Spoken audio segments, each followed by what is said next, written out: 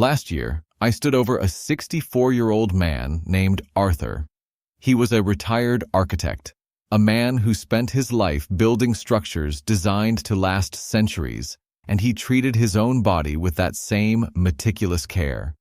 He went for his morning walks rain or shine. He avoided salt like it was poison. He ate his plain oatmeal every single morning without fail. By every standard medical metric, he was doing everything right. He followed the rules his previous doctors had given him to the letter. And yet, there I was, at exactly 8:45 on a Tuesday morning, opening his chest in an emergency procedure he never saw coming. What I saw once I was inside his chest is something that still haunts me. His arteries weren't just blocked with plaque. They didn't look like the flexible, resilient vessels you would hope to see in a man who took such care of himself.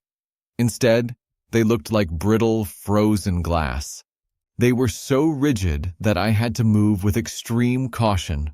One wrong touch, one slight slip of the surgical tool, and those vessels would have literally shattered right there on the table.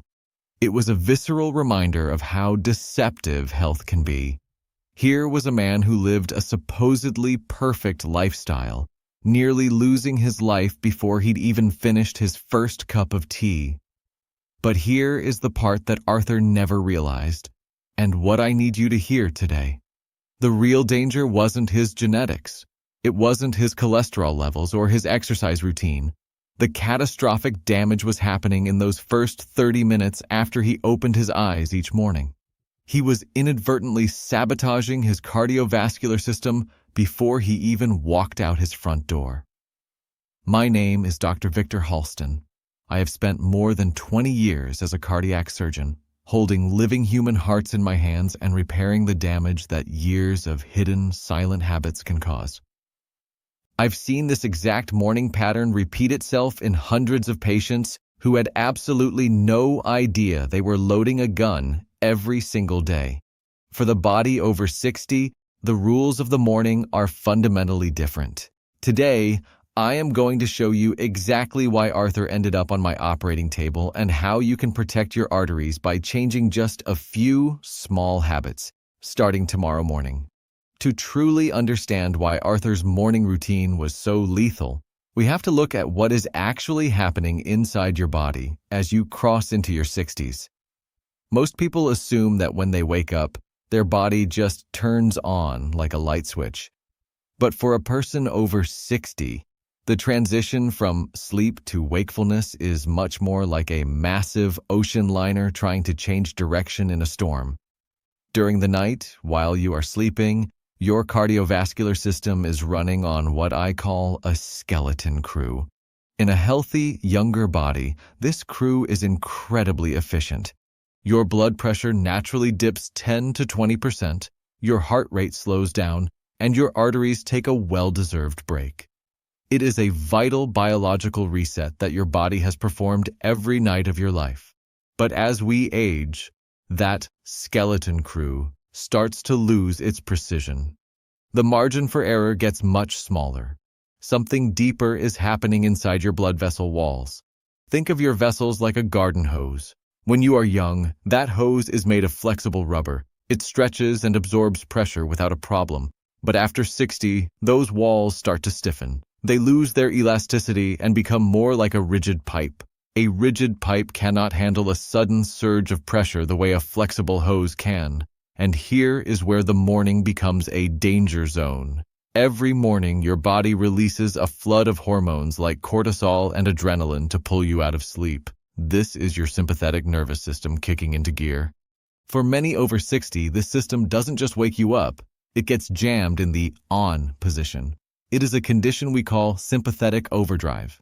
It is exactly like having a car engine revving at 4,000 RPM while you are still sitting in the parking lot. Your heart is working overtime and your vessels are tightening, all while you are simply reaching for your glasses. The most terrifying part? You likely have no idea it is happening. Your doctor might check your pressure at midday and say the numbers look fine, But those daytime readings don't catch the morning surge or the silent nocturnal hypertension that was battering Arthur's arteries while he slept. By the time he stood up to start his day, the damage was already done. Now, let's look at the very first mistake Arthur made, and it's one that millions of people commit the moment their eyes open. It is the act of the sudden vertical rise. Most of us have spent decades leaping out of bed the second the alarm goes off. We think of it as a sign of discipline, of being ready to tackle the day. But for your arteries after 60, this is a mechanical shock. Imagine for a second that it's the middle of a freezing winter night. You walk out to your driveway, jump into your car, and without letting it idle for even a second, you slam the accelerator to the floor. What happens? The oil is cold and thick. The metal components haven't expanded yet. You are causing micro tears and structural stress that will eventually lead to a total engine failure. Your cardiovascular system in the morning is that cold engine. Because of the thick blood phenomenon, your blood is at its highest viscosity. It is literally harder to move through your vessels. When you suddenly shift from a horizontal sleeping position to a vertical standing one, your heart has to instantaneously overcome gravity to get blood to your brain. This is called orthostatic stress. In a younger person, the arteries are like rubber bands. They snap into place and adjust. But in a body over 60, where those arteries have become more like rigid concrete pipes, they cannot snap fast enough. The result is a massive, invisible spike in pressure as the heart compensates for the sudden change in posture. It's a physical assault on the delicate inner lining of your vessels, known as the endothelium. Here is the protocol I want you to adopt tomorrow morning. It's what I call the 2-minute seated wait. When you wake up, do not stand. Instead, roll to your side and slowly sit up on the edge of the bed. Let your feet dangle. Do nothing for exactly 2 minutes. This allows your dashboard warning lights to settle. It gives your blood vessels the time they need to dilate and prepare for the day's work. It is the simplest mechanical protection you can give your heart. Now, let's talk about the second morning habit that is quietly eroding the health of your vessels, and it's something almost every one of my patients gets wrong. It is the very first thing you put into your body. For most of you, it's a cup of coffee or perhaps a strong black tea. You feel like you need that caffeine to clear the fog and get your heart pumping for the day ahead. But if you are over 60, reaching for that caffeine before you have properly hydrated is like trying to force thick, heavy sludge through a set of narrow, rusted pipes. Think about what has happened to your biology over the last 8 hours. While you were sleeping, you were breathing out moisture with every single breath. You were losing fluids through your skin, even if you didn't realize it. By the time you wake up, your body is in a state of physiological drought. In medical terms, your blood has reached its peak viscosity. It is literally thicker and stickier than it was at dinner time. Now, remember what I said about those arteries becoming like concrete pipes. When you have thick, viscous blood moving through rigid, narrow vessels, the internal friction is immense. This isn't just a minor inconvenience. It is a recipe for a cardiovascular catastrophe. This high-viscosity blood is far more prone to forming the tiny clots that lead to strokes or heart attacks in those early morning hours while the heart is still trying to find its rhythm. When you add caffeine into this dehydrated state, you are forcing a heart that is already under morning stress to pump sludge through vessels that are being told to constrict further. It's a double-edged sword of damage that you never feel happening. Here is the protocol I need you to commit to.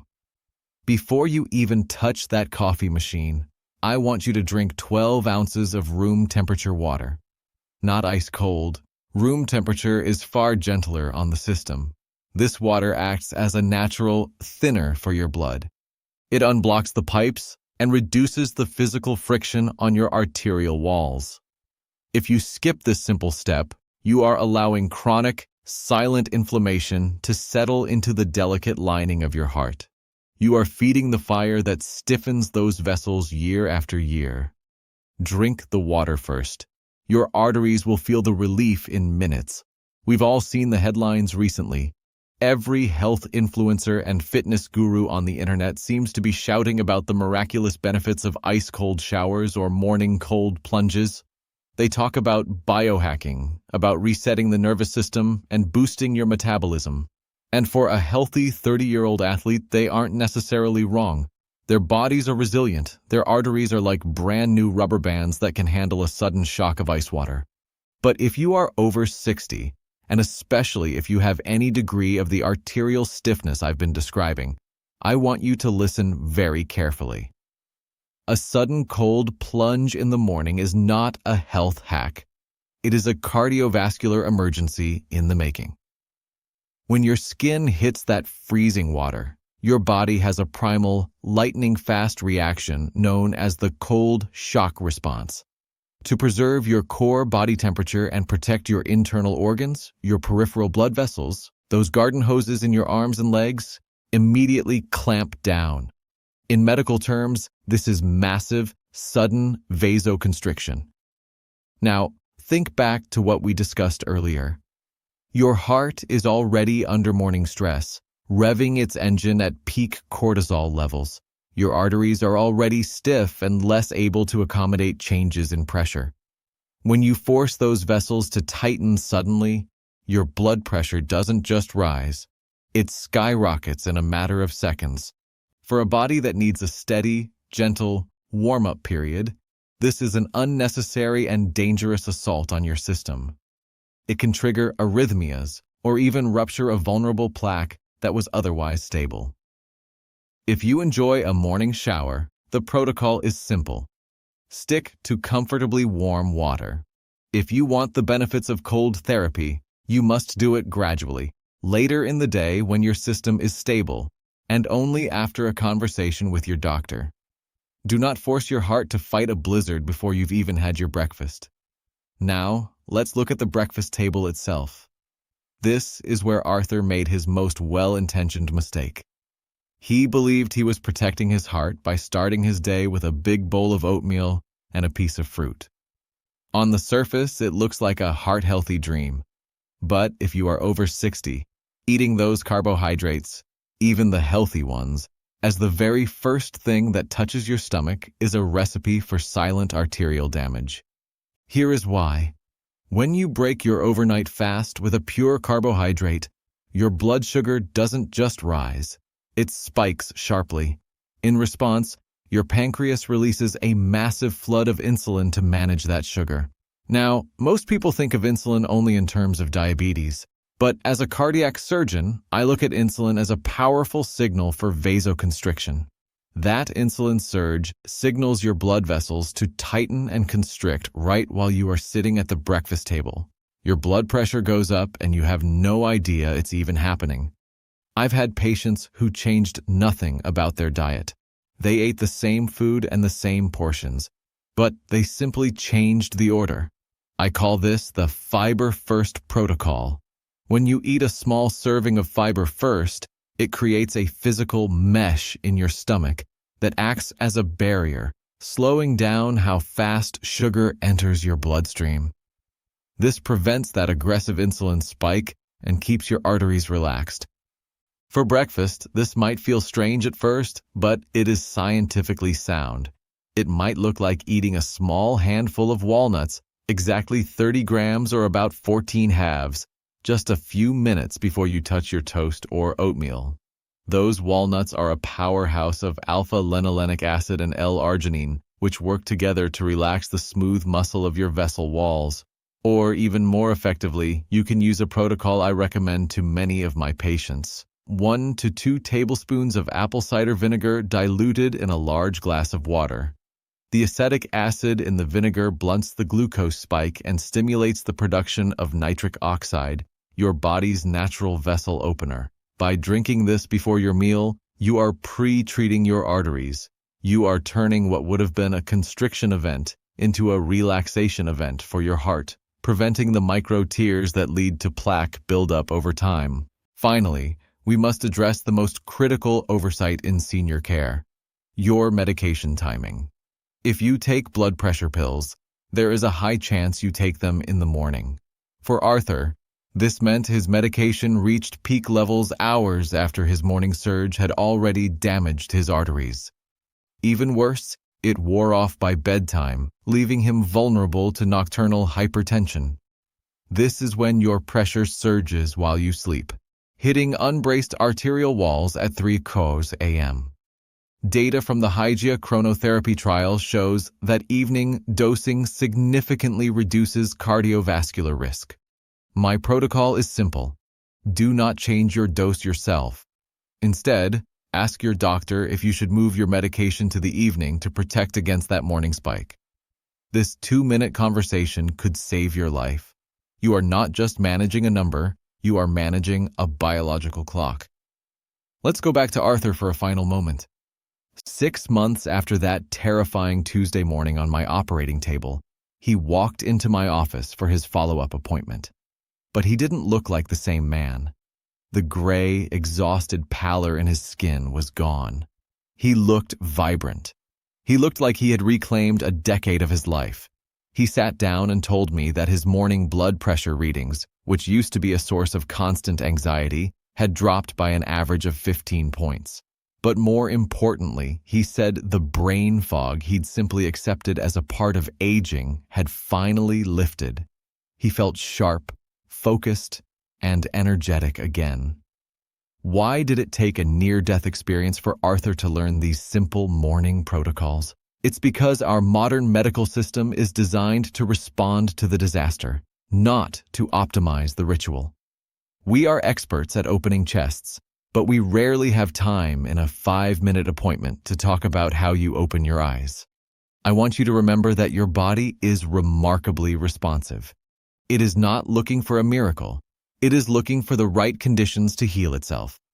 You have everything you need to start providing those conditions tonight. I don't want you to try to change all 5 things tomorrow morning. That is how most people burn out and fail. I want you to pick just one. Maybe it's the 2-minute seated wait, or maybe it's the 12 ounces of water before your coffee. Pick the one that feels the easiest and do it consistently until it becomes invisible, until it's just the way you live. Tell me in the comments which one you are going to try first. I read your stories, and your success is why I do this work. To ensure you carry this forward, let's quickly recap the 5 steps of your new morning protocol. 1. Wait for 2 minutes while sitting on the edge of the bed before you stand up. 2. Hydrate your system with 12 ounces of room temperature water before you touch a drop of caffeine. 3. Avoid the morning cold shock by sticking to comfortably warm water in your shower. 4. Use the fiber first rule by starting your breakfast with walnuts or diluted apple cider vinegar to prevent an insulin spike. 5. Have a direct conversation with your doctor about moving your blood pressure medication to the evening to protect your vessels during the vulnerable early hours. If this information gave you a sense of clarity or hope, please share it. There is likely a spouse, a sibling, or a friend in your life who is following the old rules and needs this updated blueprint for their heart health. Sharing this isn't just about growing a channel. It is an act of care for the people you love who may have no idea these silent risks even exist. Finally, please remember that all the information I have shared today is general and based on published clinical research and my own experience in the operating room. It is not a substitute for your personal medical care. Every person is unique and your health history matters. Always consult your own physician before changing any medication schedule or health routine. Your doctor is your ultimate partner in this journey. Your heart has worked for you every single minute of every single night for your entire life without ever asking for anything in return. It has been your most faithful servant. Tomorrow morning, finally start working for it. Please take care of yourself and your heart. Good luck tomorrow morning when you begin. I am rooting for you every single step of the way. Goodbye.